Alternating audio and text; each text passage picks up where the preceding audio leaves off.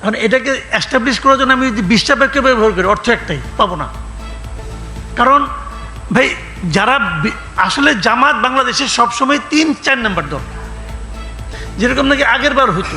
আওয়ামী লীগ কী করেছে? জাতীয় পার্টিকে টাইনে আইনে প্রধান বিরোধী দল বানাইছে। হইতে পারছে? ওর তো এটা হওয়ার যোগ্যতাই নাই। তো এখন আপনি এই দলকে নিয়ে আইনে মানাবেন প্রধান বিরোধী দল, হবে নাকি? এটা হবে না, এটাই স্বাভাবিক। আমরা দেশে যারা প্রধান বিরোধী দল থাকবে তাদের রাখবেন আপনি দূরে দূরে রাখবেন।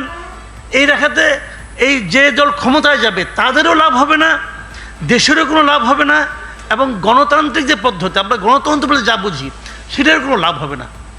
আপনি যতই যুক্তি দেন, জার্মানি নিয়ে আসেন, সুইজারল্যান্ড নিয়ে আসেন, সব যুক্তি উদাহরণ নিয়ে আসেন ভাই, আমাদের দেশের বাস্তবতা হলো এই দেশের রাজনৈতিক দল হলো বেসিক্যালি দুইটা, আওয়ামী লীগ আর বিএনপি। শেখ হাসিনা খারাপ ছিল, আপনি আমাকে বলেন আওয়ামী লীগের খারাপ দল, আপনি নির্বাহী আদেশে তাকে নিষিদ্ধ করছেন। নির্বাহী আদেশ আপনি দিতেই পারেন, নির্বাহী আদেশটা কে সই করছে? আপনি কে ভাই? আপনার কি গ্রহণযোগ্যতা ছিল আমাকে আপনি বলেন। আপনার কি অতীত, আপনার কি বর্তমান? ওই যে আপনার আমল নামা নিয়ে তো এক সচিব, সাবেক সচিব তো বসে আছে, সে তো বলতেছে 8টার নাম আছে, ওই 8টার মধ্যে তো আপনিও আছেন। প্রশ্নটা হলো এটা যদি আইনগতভাবে আদালতের মাধ্যমে হয়তো হোক, তারপর আপনি করেন। আওয়ামী লীগ নিষিদ্ধ হয় নাই। আচ্ছা, আওয়ামী লীগ নৌকা আমাকে থাকবে? আমাকে বলতে দেন, আমাকে শেষ করেন, তারপর আপনি বলেন। আপনি আমাকে বলেন ব্যালট পেপারে কি নৌকা থাকবে? থাকবে না। তা আর আলাপ করে লাভ আছে? ওই আধ্যাত্মিক আলাপ করে লাভ আছে কোনো?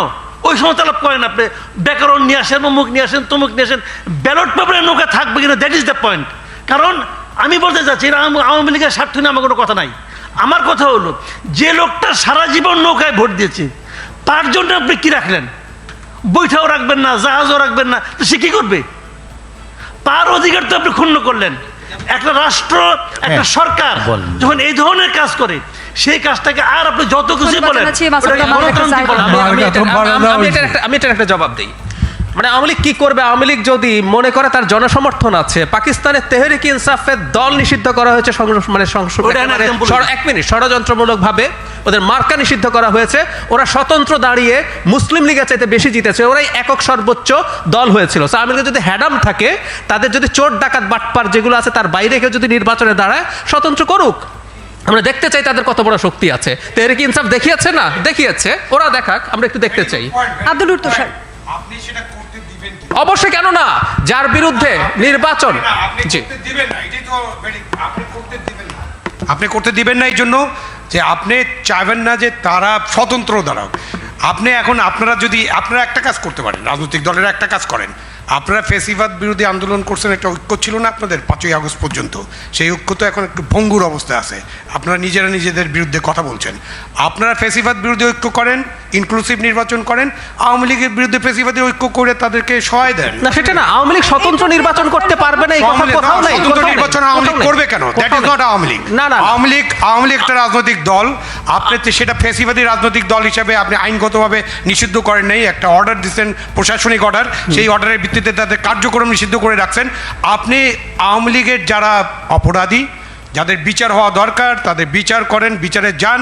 আপনি ইচ্ছে করলে আরেকটা স্বৈরাচারী আইন করতে পারেন, সেটা আমি আপনাকে বলছি। আমি বলছি আপনাদেরকে আরেকটা স্বৈরাচারী আইন করতে, যারা বিচারের মধ্যে আছে তারাও নির্বাচন করতে পারবে না। করেন একটা স্বৈরাচারী আইন।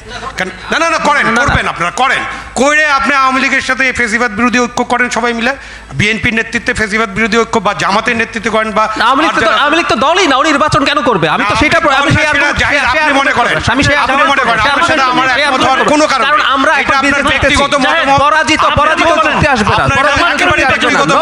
ও পলিটিক্যাল পার্টি না, ও পলিটিক্যাল সিস্টেমে আসবে কেন?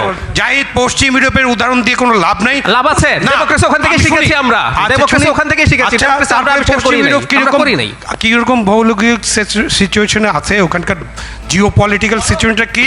বাংলাদেশ এখন যে দলের কথা বলেছো, আওয়ামী লীগের মতো দেশকে ধ্বংস করে চলে যায় নাই।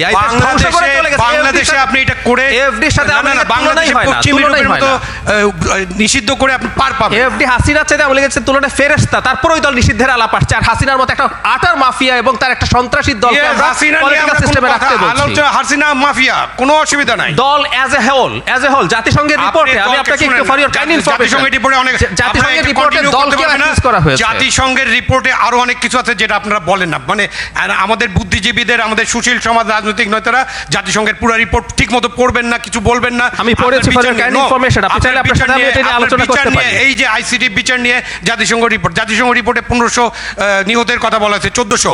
আপনি এখন পর্যন্ত 832 জনের তালিকা দিয়েছেন, আপনি 1500 নিহত হয়েছে এটা বলে যাচ্ছেন এক অবহেলায়। এই যে জুলাই ঘোষণা, সেখানে আপনার প্রধান উপদেষ্টা 1000, জাতিসংঘ 1400 বলেছে 15 আগস্ট পর্যন্ত ফর ইওর কাইন্ড 15 আগস্ট পর্যন্ত। সুতরাং কিন্তু আপনারা এতদিন ধরে বারবার বলছেন যে 1500 মানুষ নিহত হয়েছে এই আন্দোলনে। দ্যাট ইজ রং, মিথ্যাচার। তাহলে সেটা বলেন না, সেটা কোনোদিন বলবেন না, এটা বলবেন না। আর বলবেন যে না 1500 লোক নিহত। বিষয়ে কিছু যুক্ত করবেন কিনা?